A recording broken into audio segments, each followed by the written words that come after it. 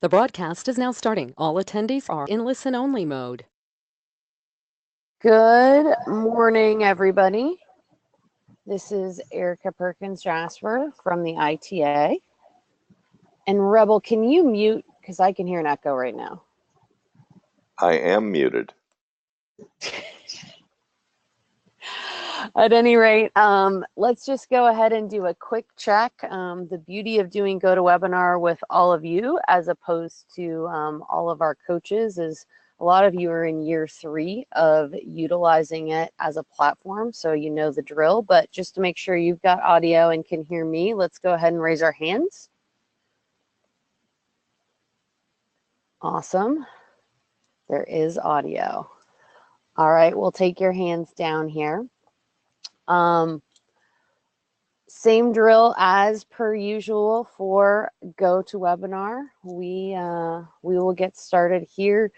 We'll probably pause from time to time to do questions.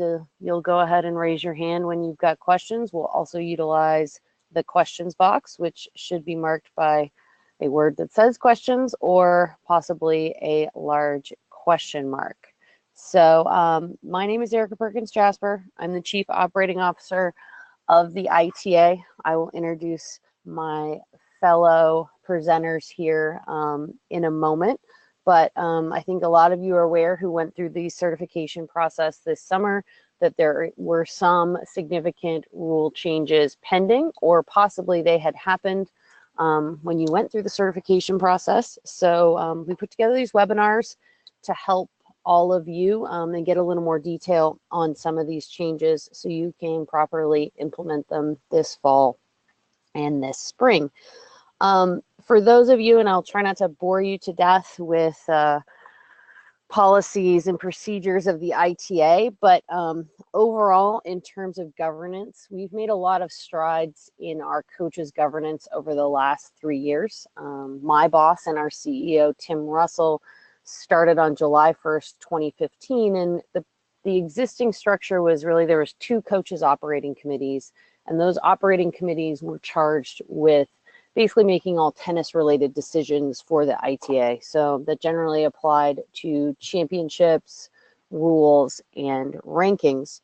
And one of the first things we did is we expanded those operating committees to represent all divisions. So before there was a Division I operating committee that had gotten quite large, close to 40 coaches. And some of you who've been around a lot of Division I coaches know that probably 40 in a room trying to make decisions, particularly on rules, got a little bit out of hand from time to time. So we've made that group smaller, and then we've created operating committees for the other 4 divisions, which before they were lumped together in what we called the Small College Operating Committee. They now each have their own standalone committee where they take a look at kind of division-specific items and issues, and then there's some shared stuff across the board. So say Division II proposes something that would apply to all of college tennis, that gets passed on to each operating committee for feedback and whatnot. We've also done a better job putting some of the members of our National Officials Committee either to sit in on some of those operating committee meetings, especially when we're talking about tennis rules and procedures and tournament operations. And I think that's really, really helped. We've also put the focus of those operating committees. I will tell you that I've sat in on almost every Division I operating committee meeting for the last 10 years, either as a participant or observer or now in my current role. And before in the past, that group would be the ones actually creating the text for the rules. And as many of you know, coaches have great ideas on the major concepts and what needs to be addressed. They sometimes are not great at writing rules. So we have kind of put the onus on the focus on the major concepts. What is the will of the operating committee? What are the will of the coaches? What is the best solution for college tennis? And then getting some assistance from our officials committee, our staff chiming in and utilizing the rules committee to finalize a lot of that. So the goal long-term, I believe, is to have a rule book and college tennis rules that read like a rule book that makes sense for officials and also makes sense for coaches. So also, I think, which is probably important to a lot of you, and this is, from a lot of feedback and from working with all of you quite closely over the last 3 years, I think we've got an overall goal of continuing to streamline rules for less variance amongst divisions. Courtney on our team has done an amazing job with the rule book, even putting the sections in the back that outline the major differences. So, okay, if you're working a D2 match, you can double check and make sure you've got the right medical timeout, bathroom break, etc. But there's a lot of variance that probably is a little bit superfluous and not necessary. So we are working actively with each of those operating committees to maybe come to some compromises, and you'll even see some of those in our rule change document as we move forward. So that's kind of a little ITA 101 for the group. And we'll move on. Now, I said I would introduce our presenters. We have an all-star cast. Well, really, it's me plus an all-star cast, but we've got Anthony Montero and Rebel Good, who are both very active and very helpful members of our ITA Officials Committee. If you were lucky enough over the summer, one or both of them probably taught one of your recertification sessions, and they also serve as members of our ITA Rules Committee. And in a lot of ways, it's the two of them along with coach representatives from every division, and they have really done an amazing job and a bulk of the work at getting the rule changes written in a manner that makes sense for all of you, and also in putting together a lot of these teaching points, both for officials and for coaches. They are two of my favorite people to work with, two of my favorite people to debate things with. They keep me on my toes, but really appreciate both of them up on a Saturday morning to teach this webinar. So I don't know, Anthony or Rebel, if there's anything you guys want to add from an officials committee perspective or whatnot on anything I've talked on, or if we can just dive in to rule clarifications to get started. Dive in. Dive in. Just welcome everyone. Glad to have. All right. So we're going to take you through first the clarifications. And in terms of the process for a lot of these clarifications, some were driven from incidents this past season. Some were actually at the suggestion of, generally speaking, members of the officials committee who felt like maybe these weren't written in a manner where there was universal understanding across the country, and or at the suggestion of the operating committee. And again, you know, I think I said this earlier, but we are moving with a goal of uniformity, and that uniformity also is really the goal is to have uniformity in rule application all across the country. I think one thing we became very aware of 3 years ago when we started the certification process and officials really moved under the ITA for collegiate officiating was that there were certain portions of the country where certain rules were applied one way, and then teams could go to another part of the country and a rule might be applied completely differently. So trying to be very specific in how we teach, whether it's our certification webinars or whether it's how we issue clarifications, because that's probably the one thing we would like to eliminate in the coming years is those large regional variances. And we think with the consistency of how things have been taught, if people are paying attention, they should start to drop. Moving through the first clarification, warm up and facilities with fewer than 6 courts. This is one that has always been in the policies and procedures for Division I when Division I made the move to have no warm up. Obviously, if you've got less than 6 courts, say you've got 4, that number 5 and number 6 singles are going to sit. It's not safe for student athletes to then go out and not warm up and go ahead and play the match.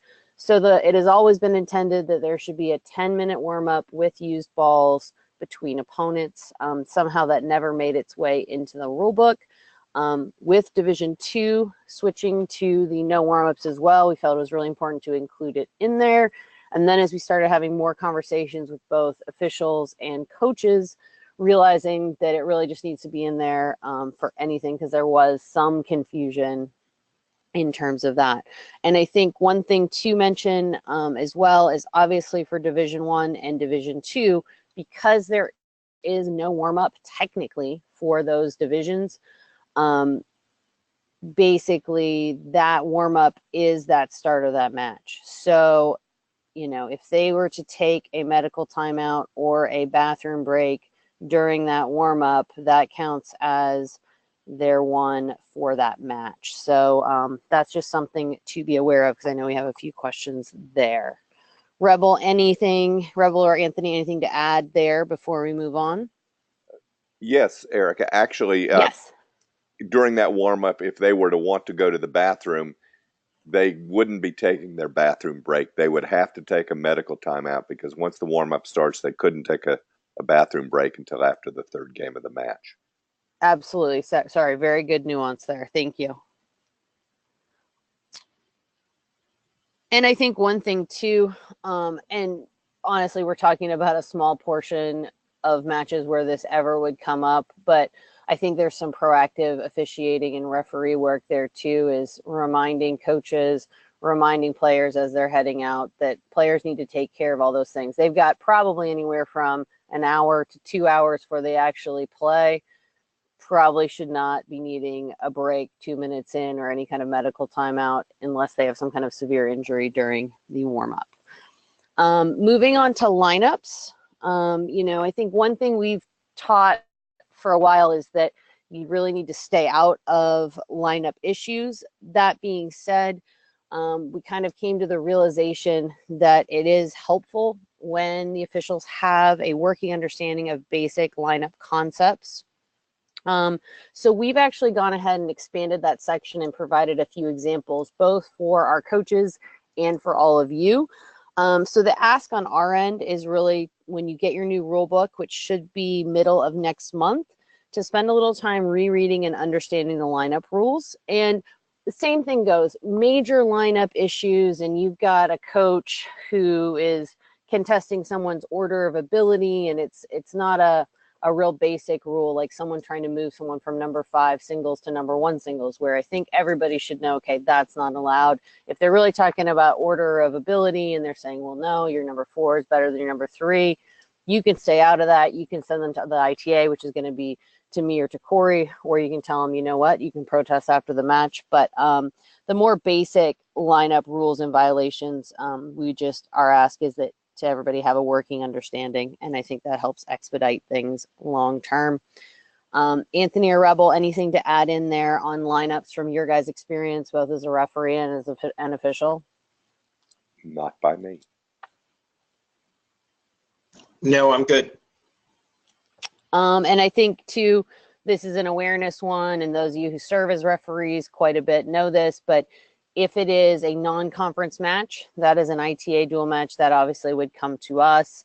If it is a conference match, ideally those things go to the conference. Do coaches sometimes call us in our office because most conferences use our rules? Yes, but ideally if they're conference matches, you would want to direct them to the conference. So next one is appealing a player's call. And I'll really kick it to Rebel, because he's the one that we owe a lot of thanks to. This part of our rules, I think, one, it was spread out in a couple sections, and two, it wasn't written exceptionally well. And Rebel really dove in and rewrote the section to make it stand alone and make it very, very clear. Rebel, anything you want to add on kind of the changes in that section and how it's better organized now? No, not really, Erica. It just was something that needed to be done to collect it all in one area. And I think there's really only one subparagraph that's new, and it deals with handling appeals when you have additional officials on the court, i.e. a far sideline umpire. So everybody should just make sure that they read that section in its entirety. Perfect. Thanks, Rebel, and thanks again for doing the work there. Sure. And Erica, I don't think you're advancing your PowerPoint presentation. Oh, that's weird. Let's see what's going on.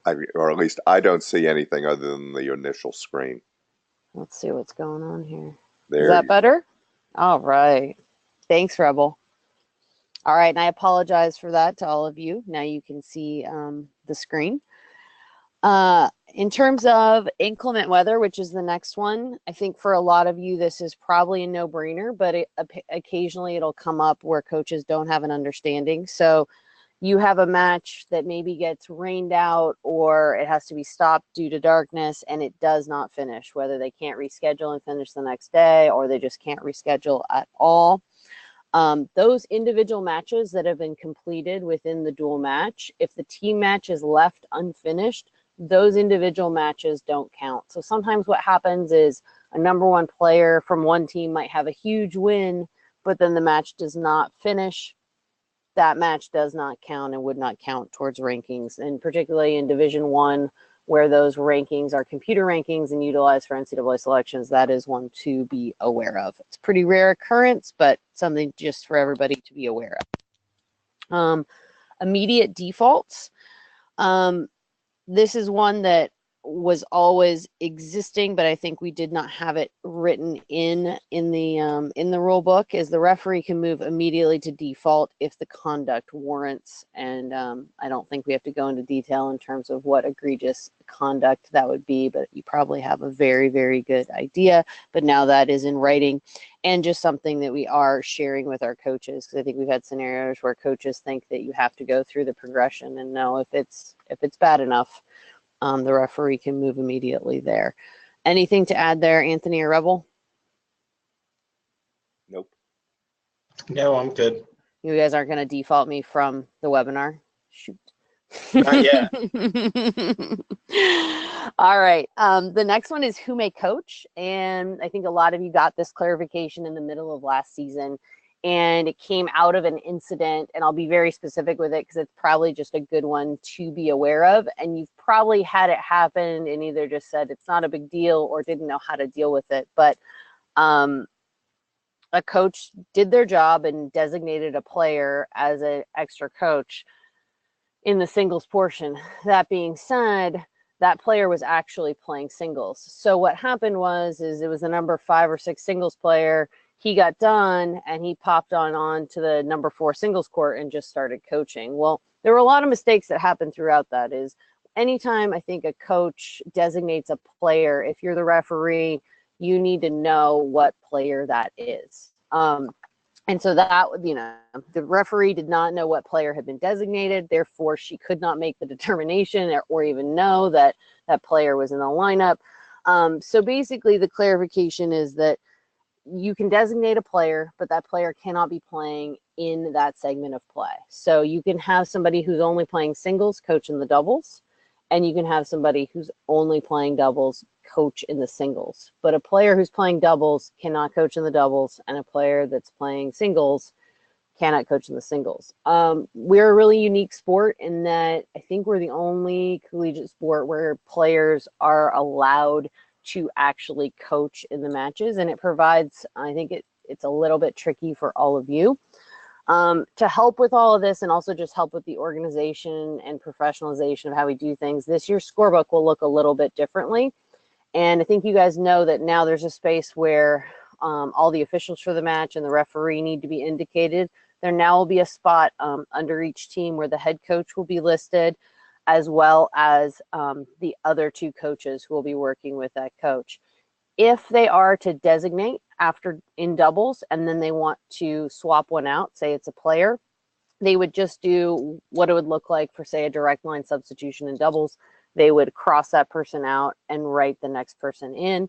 We'll talk about when we get to the rule changes and the coach's code of conduct, how it'll work if someone was to switch coaches, but just something there to be aware of, and it now is in the rule book.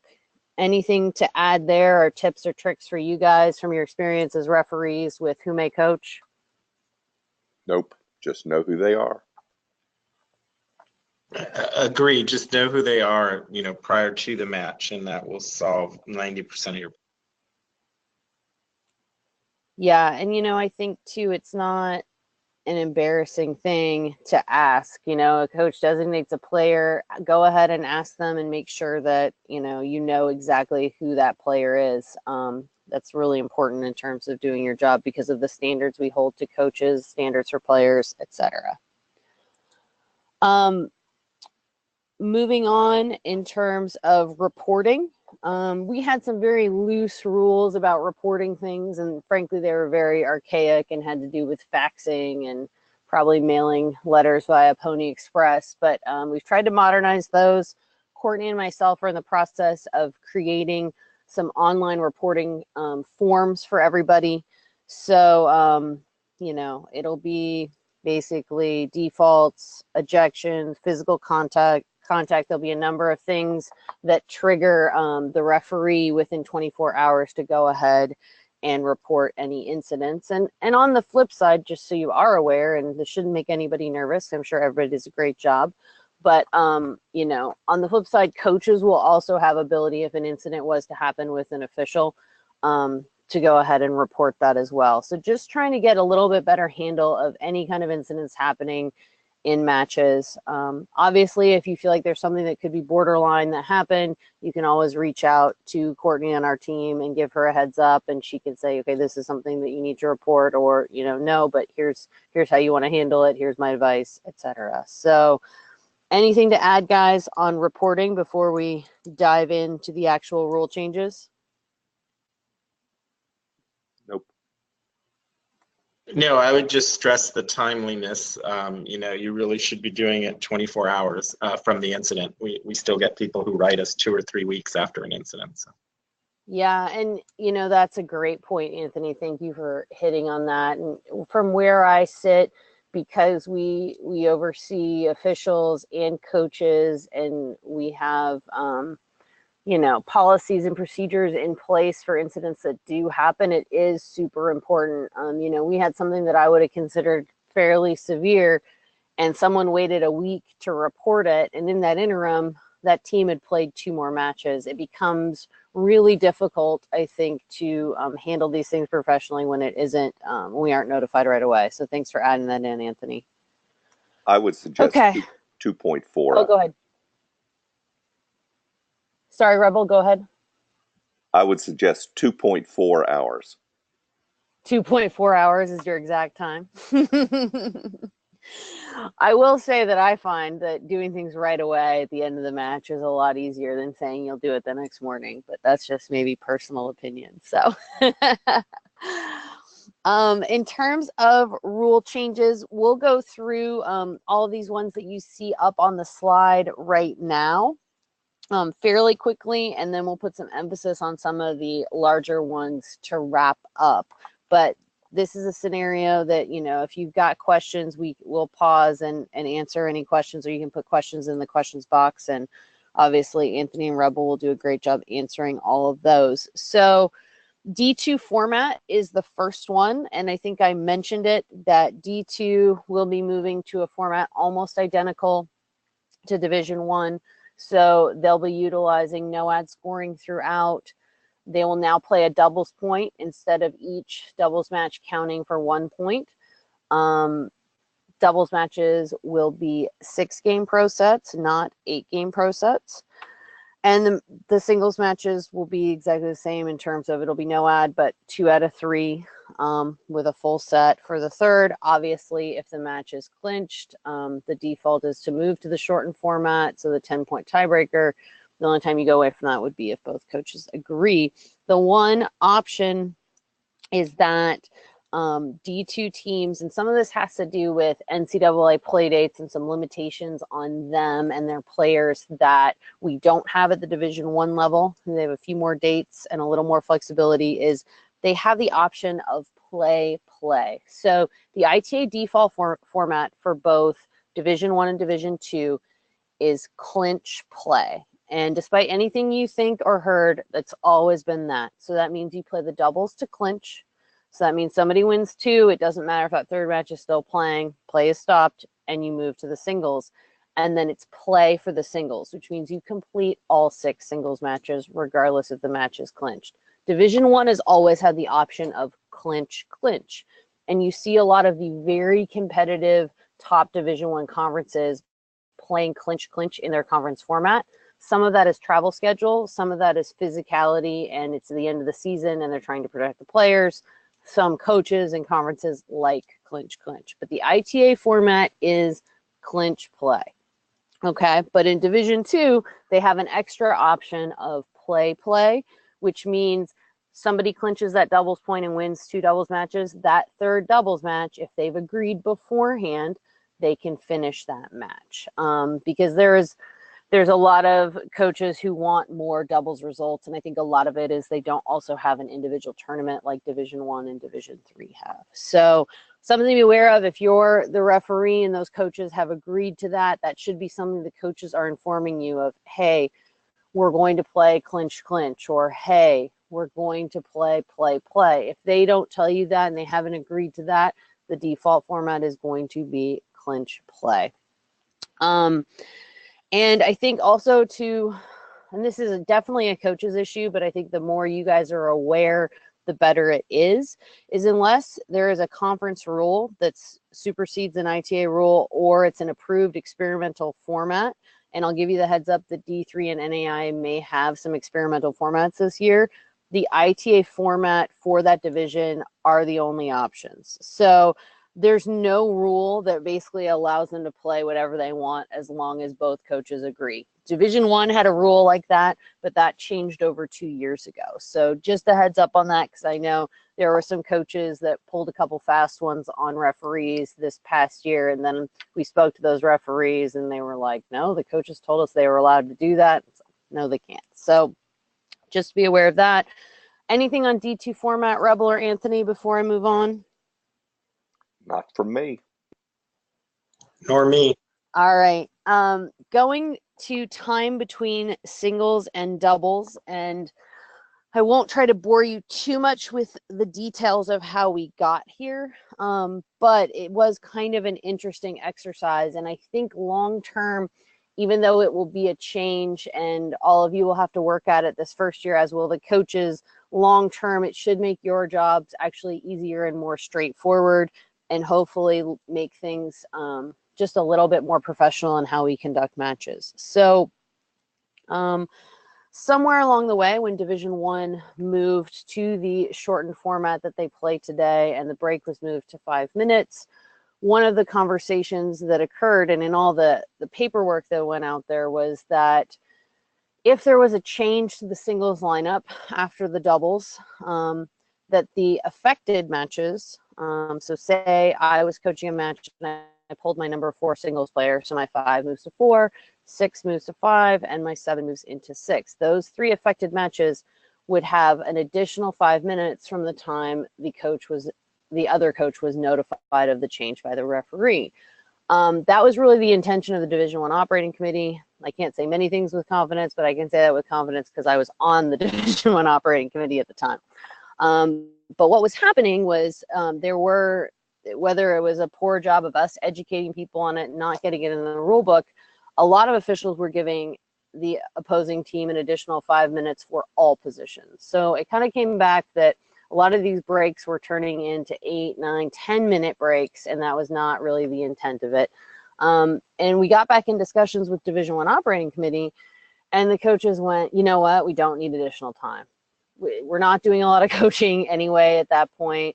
We pretty much know who we're going to pull because it's either strategic or someone's gotten injured during the doubles. So we need 1 minute to basically be like, are you ready to go? Or are you not? Make our scratches and then share those changes. But as discussions occurred, and I've seen this happen first time, it happened to me while I was coaching, the biggest problem that started to be discussed was the verbal exchange with the referee on changes. And you probably all have seen it happen at least once. It's something that can easily happen. So if Anthony and I are coaching a match and Rebel is our referee, and Rebel comes up to me and says, Erica, do you have any changes? And I say, yeah, Rebel, I'm gonna pull my number 4. Everybody slides up. My 7's in at 6, right? If Rebel's doing his job correctly, he walks quickly over to Anthony. He says, Anthony, do you have any changes? Anthony says, no, I have no changes. And then Rebel goes ahead and informs Anthony of mine. He comes back and informs me that Anthony has no changes, tells me, okay, here's what we're doing, and we move forward. But the mistake that often happened in Rebel, you would never make this mistake, right? But what would happen sometimes, and whether it was advertent or inadvertent, is Rebel come and talk to me. I'd say, yep, I'm pulling my 4, and Rebel would walk over to Anthony and go, Erica's pulling her 4, everybody's moving up. Do you have any changes, Anthony? And obviously you can see where the coaches probably did not like that happening. The other one was sometimes people had a written lineup sheet. Maybe it was a copy of the scorebook. Maybe it was actually from the conference. And Rebel would walk over to Anthony, and he might actually not say anything incorrectly, but he's got a sheet of paper right there, and you got my lineup scratched out and the new one in. So the coaches really wanted to take that verbal exchange and the obligation of the referee trying to track everybody down out of it. So how it's going to work now is the break is 5 minutes. There's no wiggle room from any of that. The only wiggle room you'll ever see is possibly on a senior day. The coaches may tell you that they're adding in an extra 3 minutes. They've agreed to it so they can give out flowers and plaques and take some photos. But other than something that's really prearranged in a special event, it's a 5 minute break, okay?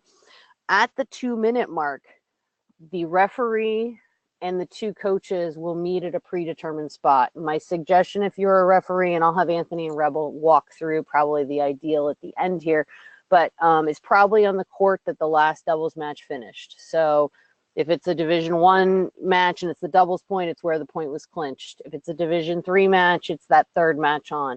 Two minutes in, you're meeting there. There needs to be no conversation. The coaches are exchanging scorebooks just like they do before the match. They're looking at the other person's changes. They're making their changes into the other person's book. They're handing it back. My suggestion would then be the home coach hands it to the referee so the referee can see the changes and make any changes and let their officials know if there's any changes to the people in the matches, etc. And then we're going on our merry way. Now, we'll talk about like some scenarios in terms of, obviously there's the 5 minute break, which we're going to be strict with. We're saying 2 minutes. Okay, this is going to be a new change. What I'm going to tell you is in the first 2 or 3 times you're a referee at a match, one coach will forget their scorebook and be sprinting to go get it and go, back. They might come back at 2 minutes, 15 seconds. I don't think we should be penalizing them. The penalty would be they don't get to make any changes. Their lineup stands as listed. So, you see that coach and they're running up at the 2 minute mark. All you're telling them is, come on, hustle over, let's get there. Now, if we're in April and they still don't get it, you may not give them that flexibility. But at the beginning of the year, we're going to ask you to be, helpful. Try to remind them. It's going to be a new practice for them and for you to get that exchange going. Coaches some days are going to be like, I left my scorebook. Well, if you don't have your scorebook, you can have a copy of it, and that's what you're supposed to do. If you don't have a scorebook, they can exchange that lineup sheet. So Anthony, Rebel, anything in terms of best practices with this one, and any suggestions if situations come up? Well, really just to reiterate some of the stuff that Erica just said, I think the key to this rule for the first few matches at least is going to be to developing a pattern with the coaches. So for example, I do predominantly USC and UCLA matches. I mean, my first few matches in January, February, I'm going to make sure if I'm the referee that I get there early, that I talk with the head coach, either the men's or the women's, depending on what I'm doing, that I work out, hey, this is what I'm thinking. I'm thinking we meet, right here, wherever that is, and that I will tell the opposing coach that, and that, we really try to emphasize with both of them that, I understand you have a lot going on, but let's really try to make it there in 2 minutes so that we don't have any issues, and then do it exactly as Erica said. But I think the key is going to be communication and working out a pattern before the match. But then once you have that, I think it will flow very smoothly. So the first few matches might be some hiccups, but then it should flow. Thanks, Anthony. Rebel, anything to chime in on here?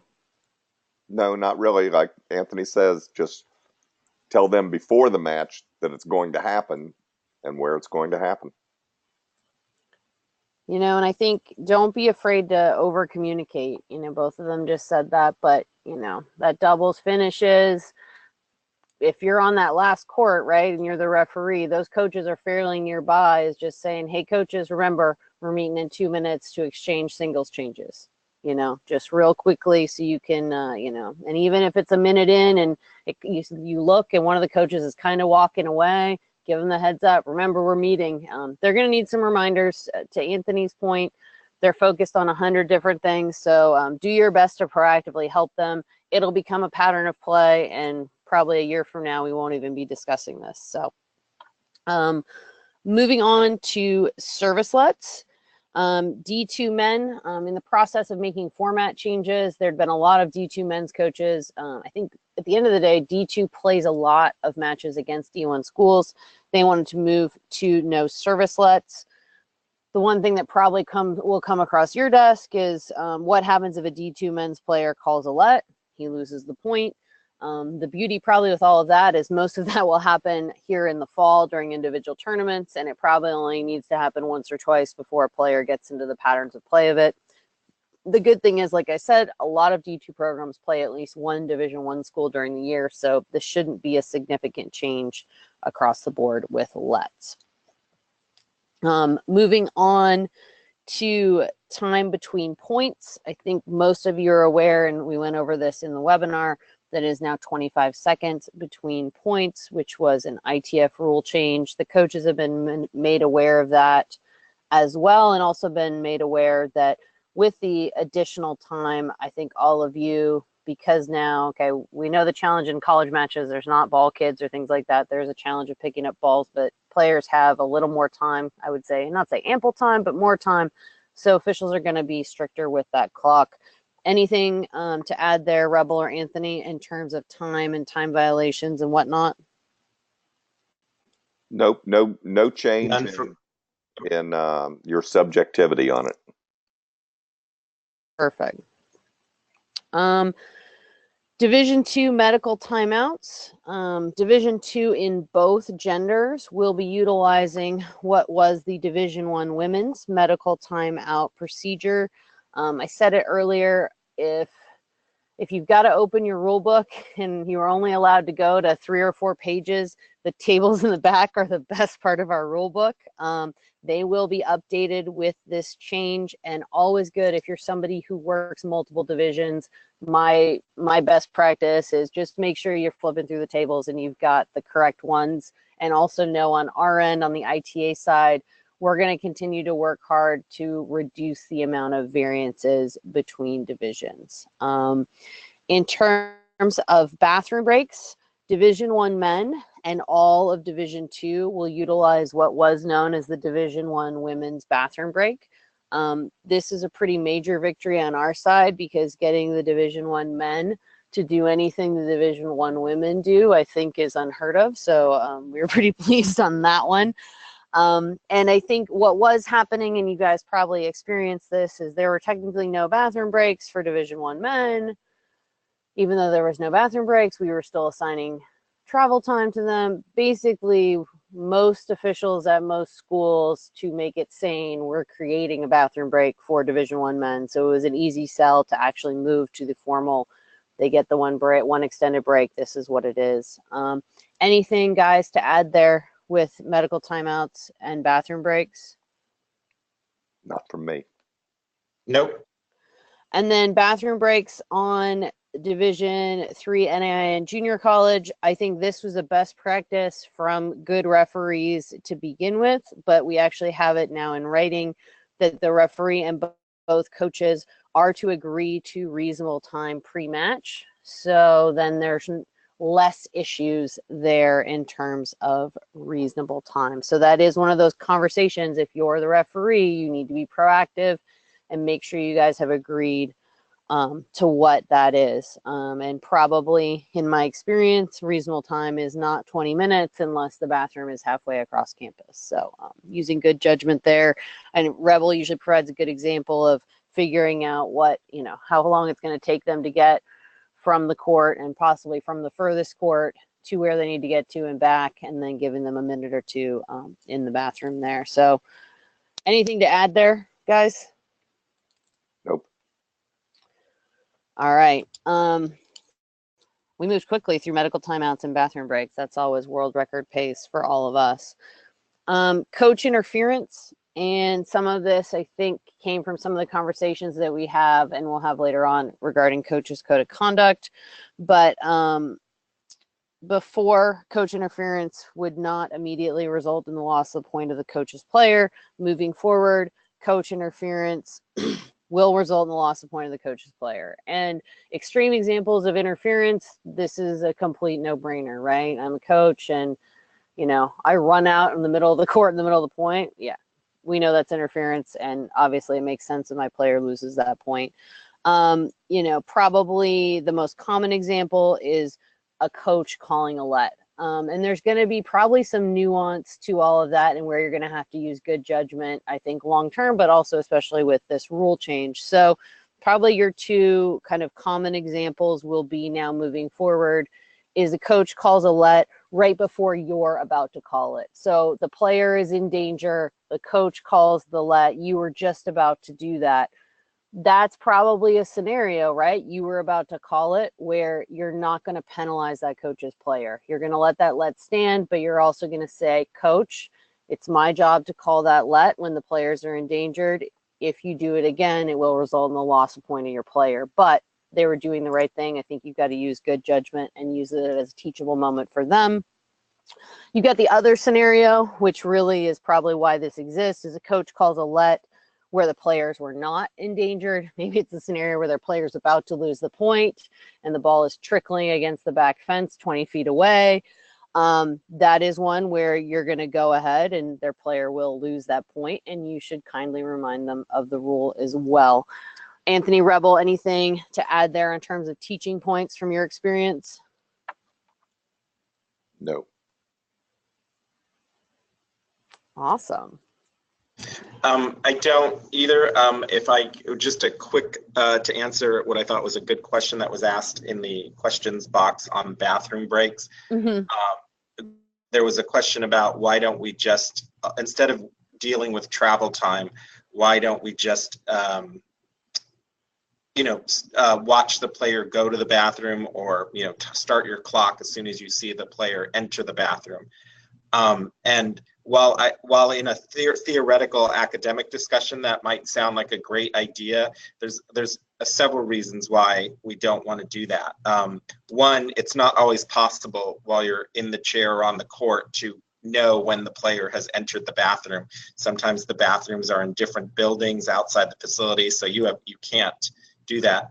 Two, that's a subjective test that is going to vary by each player and how they walk and stuff. And we really don't want them to be a subjective timing as to how long this bathroom break is going to last. So how do you come up with travel time? You as the referee, just go to the farthest court from the bathroom and walk to the bathroom and back and time how long that is. And then go talk to the head coach and say, hey, by my timing, it took me 3 minutes to walk to the bathroom and back from court 5, the farthest court away. And usually your coach will agree with you. He'll say, you know what, no, I think it should be 3.5 minutes. You have your discussion, you work out the time. And then the benefit of having that objective time is that everyone can know it before they leave the court. You don't want players leaving the court with kind of, hey, we'll let you know when the bathroom break is over. You don't want it to be subjective. You want to be able to tell them, if they say they're taking their one, extended, you have 7 minutes to be back. It needs to be a very concrete time that they're measured by. Awesome. Thanks, Anthony. That's a great example. All right, moving on to where coaches may coach. And I think, and I will thank both Anthony and Rebel for helping rewrite this. I think it's one of the more clearly written rules now. But in essence, we had how a rule was written, and then maybe what makes much more, what was the common sense way to enforce it. And then we had a lot of regional variance in terms of where coaches may coach. So original language centered around the coach being, near the bench. It turned into, we had coaches who took 2 steps away from the coach's bench and were getting in trouble and getting the coach's warning. We had basically officials who said this is a silly rule, and as long as they're not interfering with play, we're not going to do anything. And then teams would go from different parts of the country and it would be applied differently. And so, at this point, how we don't like that. So from talking to the coaches and also talking to officials, the will of the group was really to allow coaches to coach basically from wherever they needed to do, as long as they weren't interfering with the match. And interfering the match is obviously a time issue, and also a sight lines or disturbing in particular the opposing player, but I guess we could say also their own player.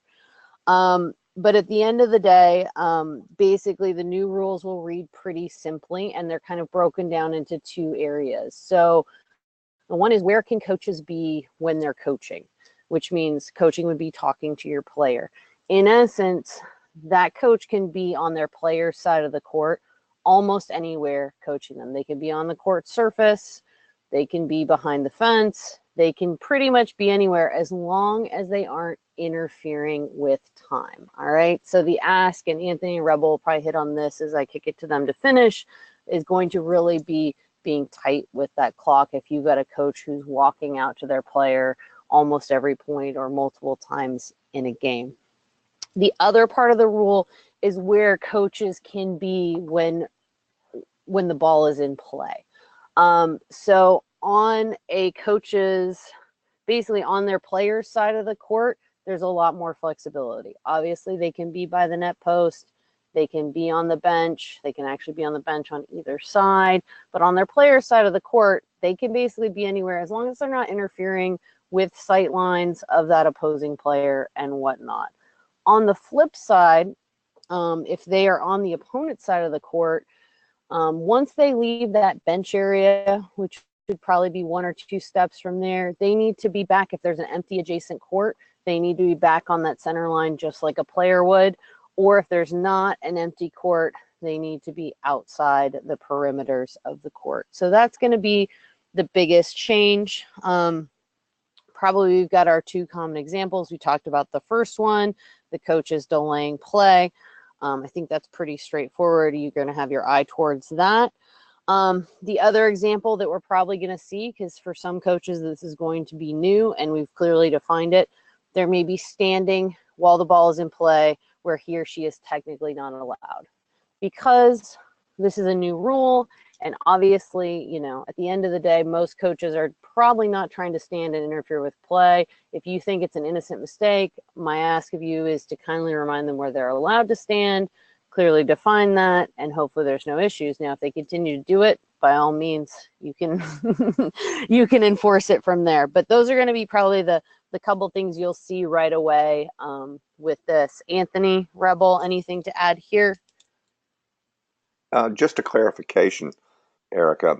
If a coach during play could be sitting on the opponent's bench, if that and that were the side of the opponent, say, but they shouldn't be standing anywhere beyond the net post while the ball is in play, anywhere beyond the net post toward the opponent's side.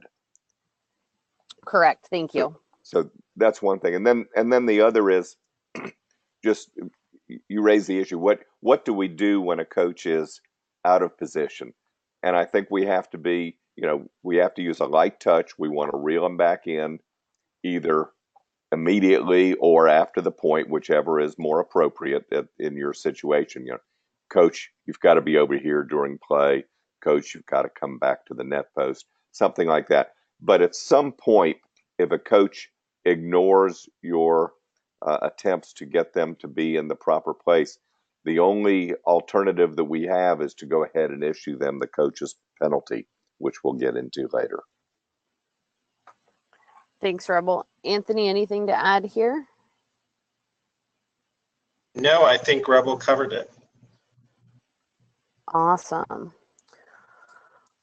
Well, moving on to our last rule change, and this is the one I think that is the most significant and the one that we're trying to spend the most time with, both with all of you and also with coaches. I know I was with our women's coaches last week in San Diego, and we spent a good chunk of time walking through it because at the end of the day, it is probably our biggest change. So I'm going to walk through kind of the exact rule and how we've kind of gotten there.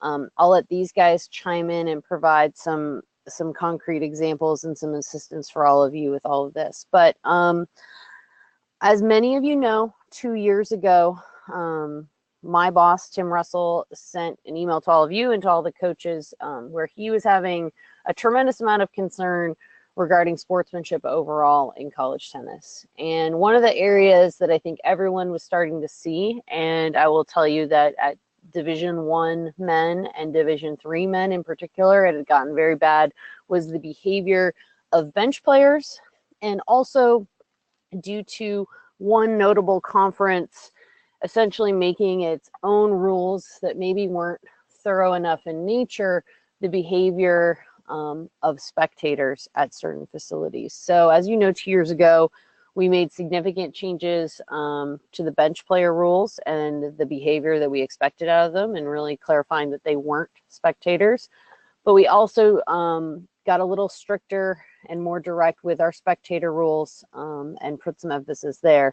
Those seemed like huge changes 2 years ago. We spent tons and tons of time educating, re-educating officials, coaches, etc. Going now into year 3, one, bench player and spectator behavior is a million times better than it was 3 years ago. So I think mission accomplished. And 2, I think most people have a very good working understanding of the rule. So I know it was a little pain on the front end, but I think it's been mission accomplished. From where I sit, I think these rule changes will be quite similar. This first year, everyone, that's officials, coaches, are going to have to work hard to get it right and to communicate and make sure that it is being enforced correctly. But long term, one thing I do know, I mean, I tell people this, that I went to college to play college tennis in 1997. And essentially, I have not left college tennis since. I mean, I'm very passionate about the sport, about college tennis. And I do have a true belief that 99.9% of our coaches out there are really in it for the right reasons and want to do their best possible job. We also know we have a bunch of coaches out there who are great sports, who have great attitudes, and that the coaches are the ones that are driving this. So in essence, we're tightening things up for coaches. At the end of the day, one of the operating committee conversations that started to happen was your players out on court and they bang their racket on the court and whatnot, they get a point penalty. On the flip side, you know, as a coach, you can walk up and if Anthony's in the chair, I can drop an F-bomb and all I'm going to get is a warning. So tightening up on the coaches and moving to a more strict penalty system. So in essence, the rule is going to read that for the coach's code of conduct, the first violation, instead of that coach's warning, is going to be a point penalty. And we'll talk about some of the details there. A second violation of the coach's code of conduct will be ejection from that facility. Penalties are going to be coach specific. So right now, the previous rule was a coach's warning, and that applied across the entire coaching staff. Now it is going to be coach specific. And so that's kind of how the structure is going to work in terms of violation. So first violation is going to be a point penalty. Second violation is going to be ejection of that coach. Note, there is not a second point penalty. The discussion that happened there was the coaches really felt like the player should not be further punished for their coach being naughty, so to speak. Things in terms of application of this: if the offending conduct occurs off court, then the point should be assessed on the highest match in progress. And we'll talk about tournaments in a second as well. If it's between the doubles and the singles, it would go on to the number 1 match when that next wave of matches started.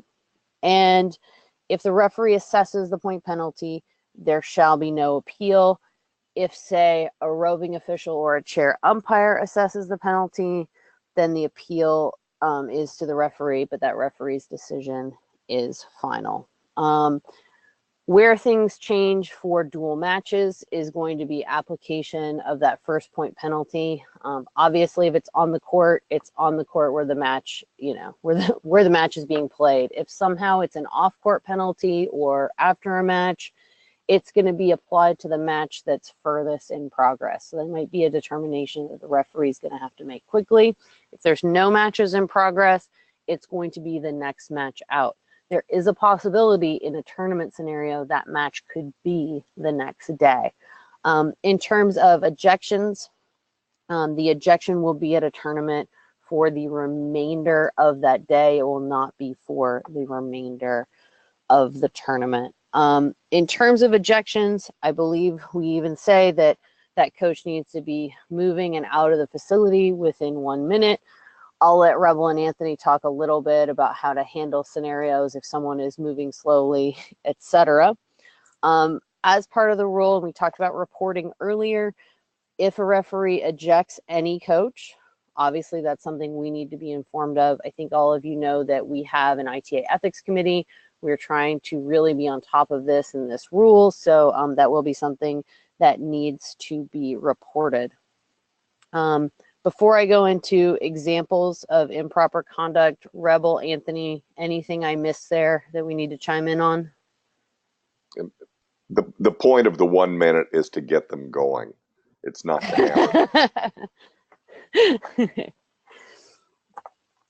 And I think it's probably good for all of you to know that this is structured to reprimand the coach. And yeah, so obviously the penalties go from, if a coach refused to leave, you would have the ability to then basically suspend and default all their players.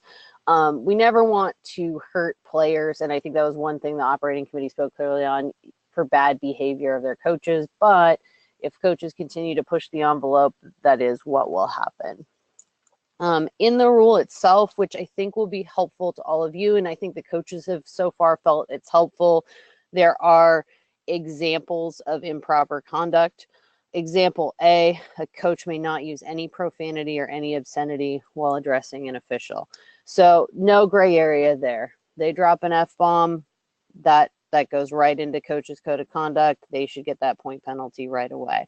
A coach may not threaten, intimidate, or harass an official. That's got to be clear as well. I think the coaching point from all of us, and we've talked a lot we'll be talking a lot to coaches. Obviously, physical positioning of the coach, tone of voice, all those different things play into that. But, I think thinking about that as you're thinking about this rule is important. This is one we included, which I also think is very good and is not to be tolerated from coaches. A coach may not allude to an official's pay in any manner while discussing the conduct of the official during a dual match. So, a coach, you make an overrule, coach is obviously unhappy, and they're going, what am I paying you for today? Yeah, that's not good, okay? Or, worse, we've had worse examples where it's, you make calls like that, you're not going to be working here again. By all means, boom. You're gonna have to have a coach's code of conduct penalty there for that one. And then a coach may not comment on an official's physical condition or mental competency. Physical condition could be anything from you're fat, you're ugly. It could also be you're blind. Mental competency, you're crazy. I could probably come up with a bunch of these, but those are unacceptable. We're going to continue to communicate to coaches they're unacceptable. It is really important for all of you early on, for some of these clear ones, to invoke this penalty system, because I will tell you this, and I think I said it earlier, most coaches want to do the right thing, and a lot of our bad behavior is frankly because people have gotten away with it. There should have been scenarios where people should have got coaches warnings and probably more penalties and did not. So they've had too long of a leash. We've got to shorten up the leash, especially with these ones that are very, very clear. And I will be very clear, and Anthony Rebel as well, as we're working with our coaches on educating this. And this is probably, with this rule being new, much like with bench players, if you're a referee, and right now if you're a referee, you're thinking, Erica's telling me to do a lot of things, but this is a new rule. I say those first 2 months of the season, you're probably reminding the coaches about this rule. I think, one, they're going to need the reminders. They got a lot of things on their mind. It's also very good for them to know that you've got a great handle of the rules, you understand the new rule, and that it is going to be enforced that day. So we put the verbiage up there, but I'll kick it to Rebel and Anthony to add in their 2 cents and also to walk through the verbiage. Go ahead, guys. Well, we got a couple questions, so I'll address those first. There's a good question about the communication required under this, and all I can say is that, absolutely, much like we have for everything else, carryover penalties, crowd harassment, bench player harassment, there's going to have to be good communication between the referee and the officials, be that 2 officials that are working the match, 6 officials, or 7. I can tell you, for example, at our bigger D1 schools here in Southern California, we're getting radios, so that all 6 officials or 7, or if there's only 3 because it's a smaller match, can communicate. That's one option. That's not the only option. I think that as a referee, you'll have to communicate and talk with your referee and make sure you have a communication plan in place. This is no different than all of the other things where you need to have a good communication plan in place. So yeah, what do you do when a player, when a bench player harassment has been given? How do you let the other officials know that the warning's been given, and on their court, if it happens again, now it's a point. How do you let all of your other officials know if a spectator harassment has been given, so that the next one's an ejection? So you'll definitely have to talk those out and come up with a good communication plan. And because communication among all the officials is going to be key for the success of this. Then there was a question. Anthony, can I chime in there? On that absolutely, one? absolutely. And you kind of alluded to it, but this is one, if you're an assigner, if you're a referee, I've worked at a wide variety, granted only Division I schools, but wide variety in terms of budgets and size. Most schools that have any form of football have more radios than you can possibly imagine. And this is an ask, and we're telling our coaches, you can definitely ask if you can utilize school radios if you want to go ahead and use that policy. And you'll probably be pleasantly surprised that most schools will have them for you.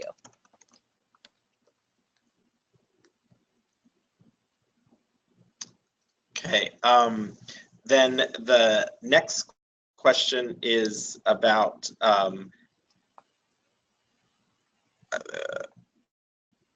are the coaches allowed to huddle up with their assistants after being ejected? The answer is no. I mean, I certainly think a coach that's ejected could say a few words, and I literally mean a few words, to one of their assistant coaches as he was walking out of the facility.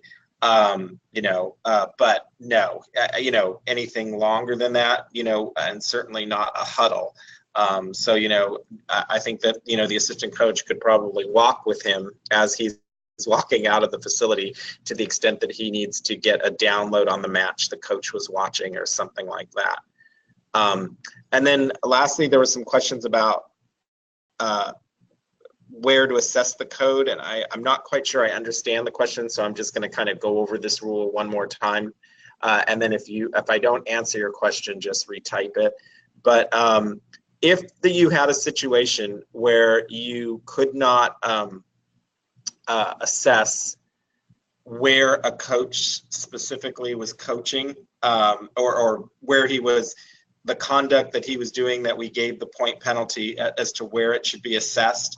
I don't know, maybe he's standing right in between 2 courts, and so, but he says something absolutely 100% inappropriate, so you give the coach's code of conduct, but you're like, where does it get assessed? You should then assess it to the highest match in progress. So there were some questions about it maybe possibly assessing it to the match that's further along. No, it goes to the highest match in progress. So if that was in between number 3 and 4 singles, I would give it to number 3. If the coach isn't anywhere near any courts, then I would still give it to the highest singles match that's in progress, or the highest doubles match that's in progress if you're having issues trying to figure out where it should be assessed. But by and large, I will say that's a very rare exception.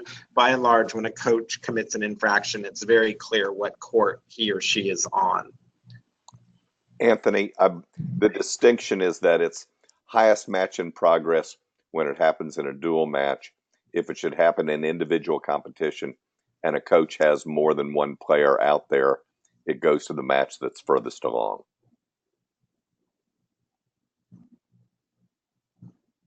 Thanks, Rebel.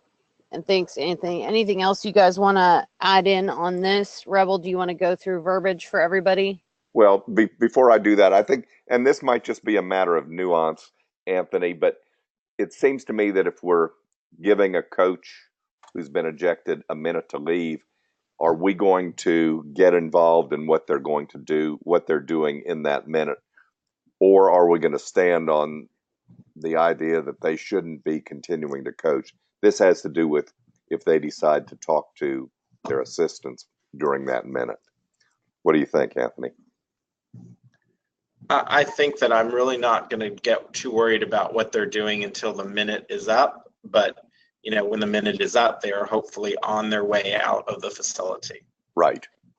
I agree. And I think from an ITA perspective, and I think also just sitting here and using my own common sense from coaching, and we think about other sports, if it's a Michigan State basketball game and Tom Izzo gets his second technical, basketball officials are not letting him sit down and have a lengthy discussion with his assistant coach. I mean, part of the penalty is you've behaved badly twice. You need to get out of there. So I think using good judgment and, kind of to Anthony and Rebel's point, they get that minute, but they better be moving out the door at that point. They don't get that minute and then they're getting their stuff and then they're doing that.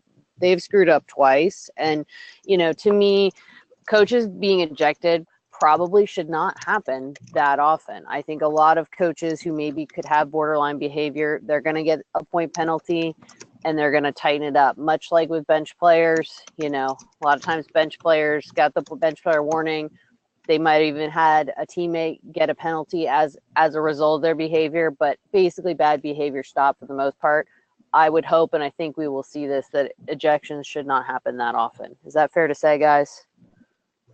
Definitely. But it does raise that question of specifically what should a referee do when a coach is not leaving or not leaving quickly?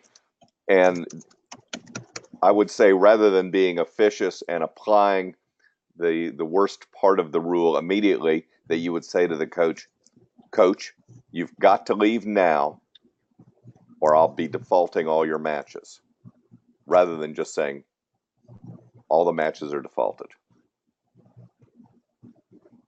Absolutely. And I think to Rebel's point, the rule exists as it does to basically prevent like an incident from occurring. And if there was an incident to occur, to have some kind of penalty. But I don't think anyone's intent is to try to default players at the, because their coach behaved poorly. So that's well said, Rebel.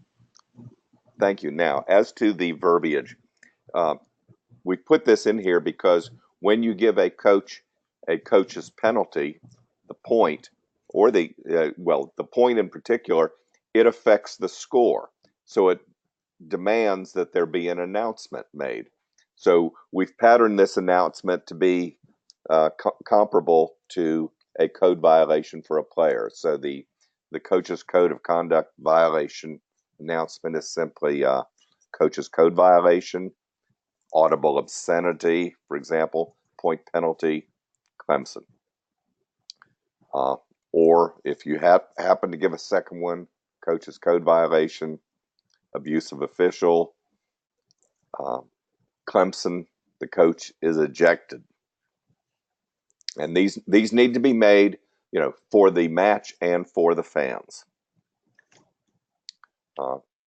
Just be sure, you throw in the type of violation just as you do with a player's code violation. Perfect. And I threw some questions up there. I think we've got it in terms of how do I correctly enforce this rule change. I think we've gone over all of that. Will the coaches understand the rules? To me, that's the biggest one I'm getting from all of you. And then when I meet with the coaches, they go, do the officials know the rules? The answer on both sides is yes. But I think also both you and the coaches have to understand that it is a new rule and that communicating about it pre-match will be very, very helpful. Over communicating is always a good thing. And then I think we kind of went through by providing some of those examples What if a coach does, and I don't know if Rebel and Anthony want to throw some of the more gray area ones out there and provide some good examples, but that's probably the last area we want to talk about, or if you guys got some good ones in the questions box. I think one of the gray areas is, where the coach is being entirely professional, but he's not letting the matter drop. So he's not using profanity. He's not calling you. He's not insulting you. He's just angry at you, and he keeps saying things like, "You missed that. You just missed that. I want you to admit you missed that." I think there is an excellent example of when you would use soft cautions to, get your point across to the coach, and to kind of gently remind him that if he doesn't drop it, there's going to be more severe consequences. So in that scenario, and we've all been there, where a coach, you've given him a few seconds to vent. You're not doing a strict clock, particularly if you had an overrule, like in a tie break or something. You've given the coach, 10, 15 seconds to vent. And then you finally say, "Coach, we need to move on." But he's still going. Then I think that would be an excellent example of where "Coach, if this doesn't stop, it's going to be the code of conduct violation." Or "Coach, if this doesn't stop, it's going to be a point penalty." Where you just kind of gently remind them. Okay. Now, to be clear, Erica's examples that she talked about earlier, the coach calls you a fat, blind bastard. That is not a situation where you should give the soft caution. That needs to give the point penalty. So I want to be clear, because I sometimes think some of us default to soft cautioning everything, and that is not the case. If you have a clear violation, you should go to the point penalty. But where you have borderline behavior, and I think the biggest example of borderline behavior is, where a coach is not using any profanity, not insulting, but he has clearly held up play and is not, sitting down and remaining quiet. And particularly where you suspect he's doing that because he's trying to give his player more time to compose himself or herself. And that's the situation where you just need to tell the coach, this needs to stop. We're moving forward, and how the exact verbiage you use, I trust you will come up with appropriate language, suitable to the coach you're dealing with. And Anthony, I'm glad you brought up that exact example, because I would say, and I spent the last weekend with the mostly Division I women's coaches. If I was to tell you from particularly Division I women, that example is their biggest complaint, is kind of the stalling / not letting it go, jawing at officials that occurs. And that is, to be really clear, the coaches want that to stop. They feel like it is kind of abusive and trying to manipulate all of you. It delays play. So that is one. I think Anthony really provided a very good concrete example and exactly how you should handle it. But I want to be clear that the will of the coaches is they want that addressed. And that is one of the big reasons that this rule has been changed. So thank you, Anthony, for that. Anthony, in your example, fat, blind bastard, if 2 of the 3 are correct, is it permissible? Now, moving away from that for the moment. Truth is not a defense now. Okay.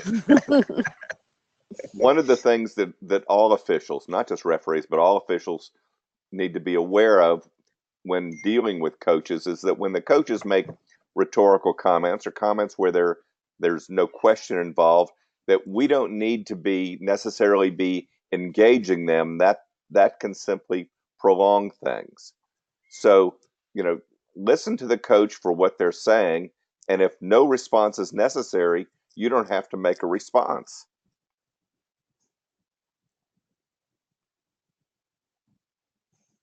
That's really good, Rebel. Thank you.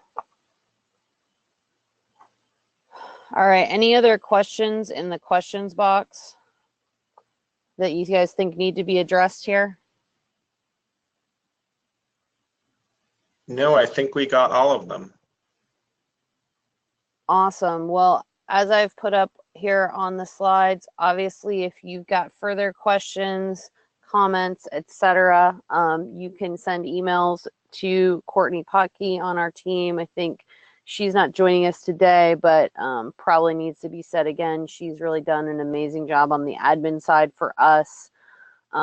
As many of you probably know, initially when we were told that we were going to be certifying college tennis officials and the USTA would no longer be doing that, I was a one-woman show in addition to doing all the other parts of my job, and Courtney's really come in and helped professionalize how we do things. So anything can go her direction, and she can always get it to me, Anthony, Rebel, somebody else on our committee. But really want to thank all of you for taking the time to be on today. It's always fun to me when we have officials who are willing to take time on a Saturday in the off season to become better at their craft. So really appreciate that. And we will continue to try to make our officials' education and continuing education better and better. Huge thanks to Anthony and Rebel. I think I said it before, but I don't know what I would do without these guys. They're amazing teachers. They are amazing with all of these things. They've been great contributors on the rules committee. And I think for all of you who are officials, knowing that our officials on the officials committee and also those officials who are serving on some of these larger coach-driven committees have really done a great job representing all of you and making sure that we're making decisions that are both beneficial for coaches and players, but also our officials. So thanks, guys. Anything else that you need to add, or are we good to go? One thing, it was brought to my attention that perhaps in the handout section where we had placed the file of the latest newsletter, which goes over these rules changes, that downloads weren't being allowed. You can go directly to ZebraWeb and to the documents section and download the latest edition of the newsletter from there. Absolutely. Thank you, Rebel. And really anything that we put out, document-wise, announcements, memos, you can always find those by logging into ZebraWeb. And Courtney really does a good job maintaining that and making sure that everything is up there. So thank you for that. Good reminder, Rebel. All right, everybody. For those of you where it's still morning, like it is for me and Anthony, have a good rest of your morning. For those of you who hit the afternoon, have a great Saturday afternoon. We'll see you at the courts. Bye. Thank you, everyone. Thanks all.